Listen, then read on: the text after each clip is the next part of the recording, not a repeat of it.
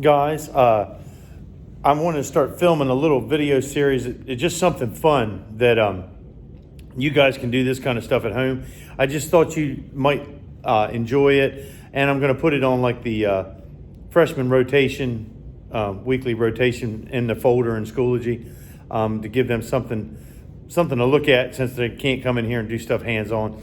But what I've got here is, and I'll turn the camera around in a minute, I've got some RC rock crawling, remote control truck rock crawling bodies, but they're not the normal Lexan ones. I know some of you have no idea what I'm talking about, but some of you do. What's neat about these is they are actually to scale, meaning everything about them is an exact replica. And I think one of them is like a 76 F-150 four-wheel drive, and it's like a 79 Bronco. I'll turn the camera around again in a minute and I'll show you. But we're gonna paint them, and we're gonna paint them exactly like they would have been in the 70s. I'm not doing fancy custom paint. The idea is, and when I get done with these things, that when you take a picture of them, you won't be able to tell that it's not a real truck. So this should be a pretty neat project. All right. This is the old Bronco. Like I said, this isn't a Lexan. This is a heavy plastic. I'm gonna start with this one. I'll tell you what, I'll come back to it, because here's the 78 or 76, I can't keep them straight right now.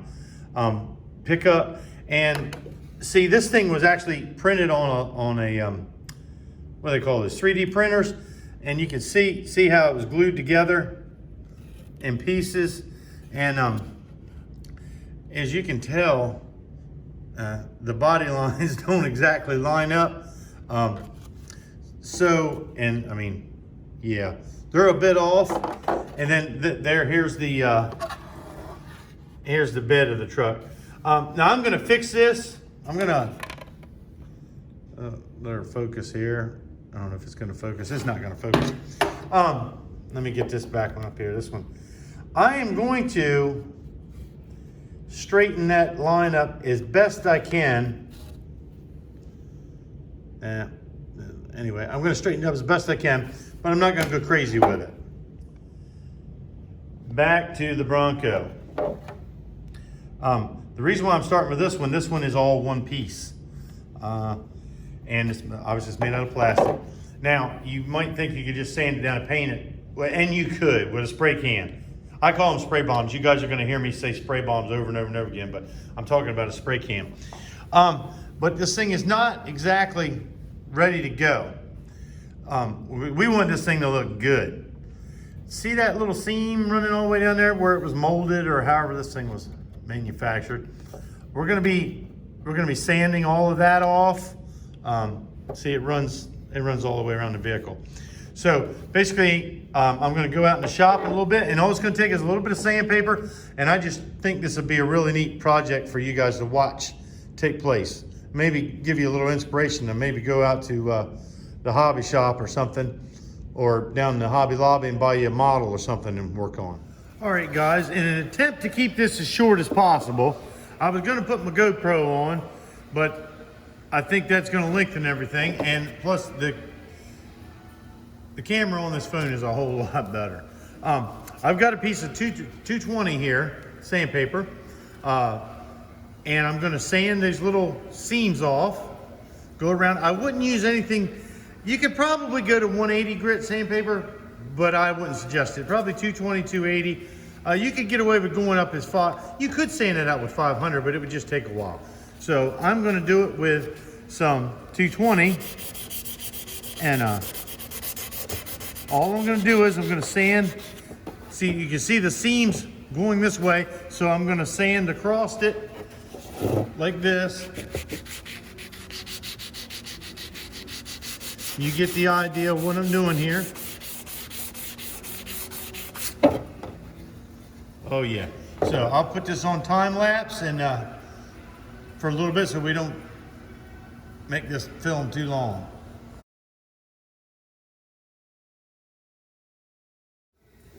All right, let's turn this off time lapse for a minute.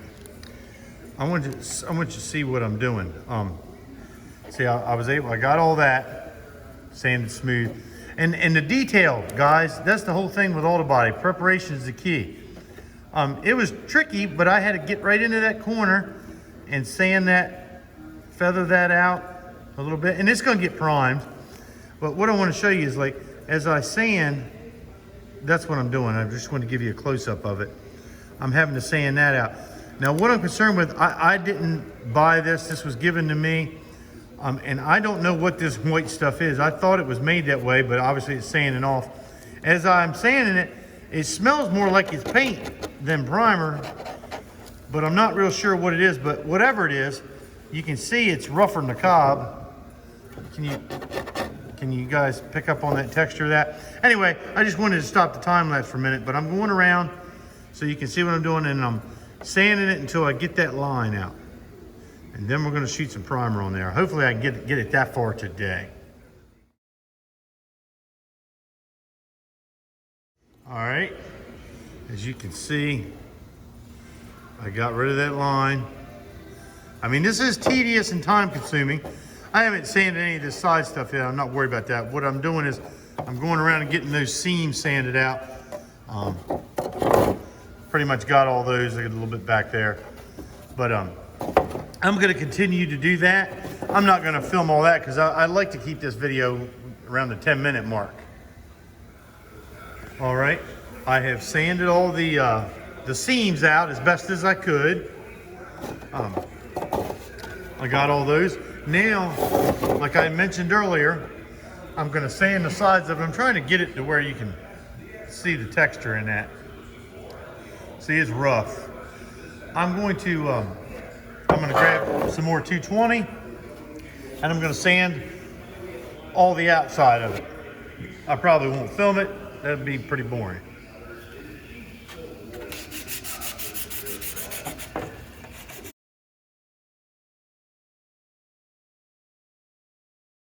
I'm gonna stop sanding for a minute and discuss something with you. When I get done with the sandpaper, I'm gonna use a red scuff pad. You may ask, why is he saying red scuff pad? Yeah, it's obviously it's red. That refers to a type of grit.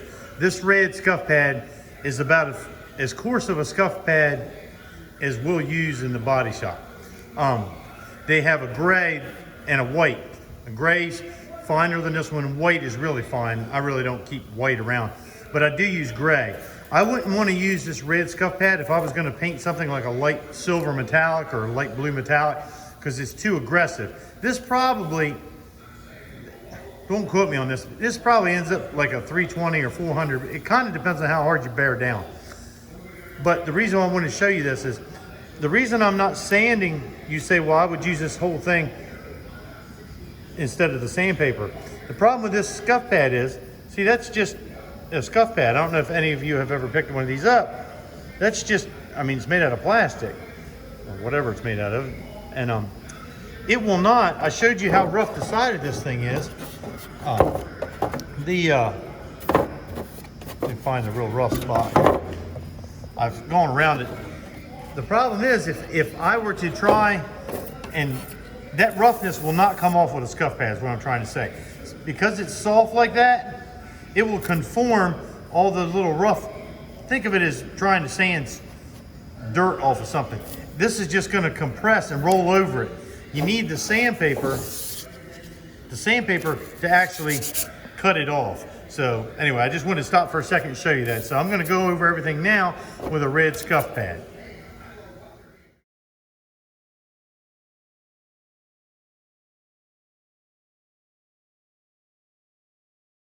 There she goes. She's all sanded.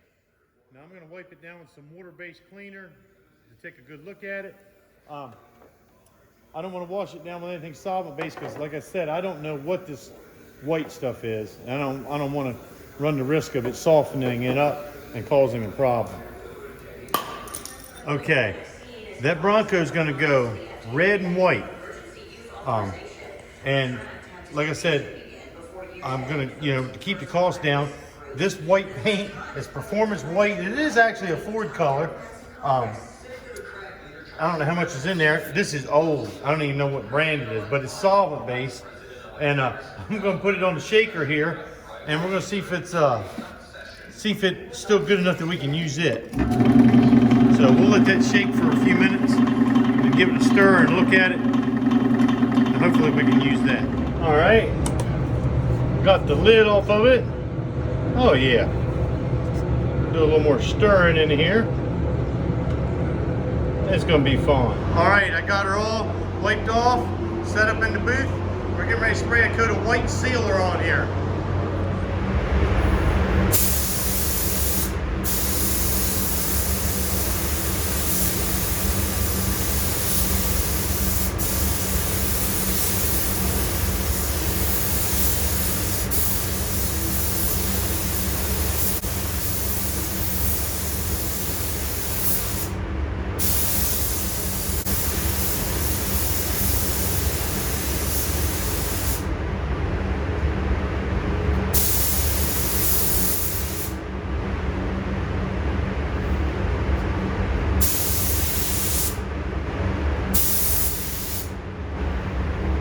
All right, there's the sealer.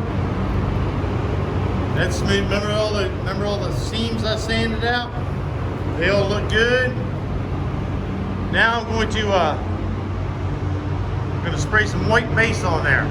Basically, I'm going to paint the whole thing white, but I'm going to come back because the white is going to be the smallest portion of this thing, meaning this roof here of the Bronco. You guys know what Broncos look like. This back section is always a different color. It's going to stay white, and the section in here is going to be white. So you always do the smallest area first because it's easier to tape that up. But that'll make more sense in the next video.